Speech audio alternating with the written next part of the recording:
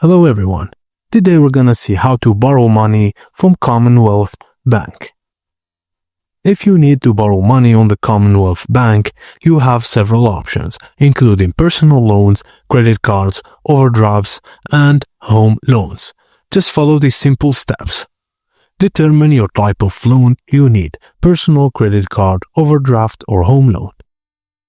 Before applying, ensure you are at least 18 years old, you have a steady income, and have a good credit history. Visit the CommBank website and apply through the loan or credit product page.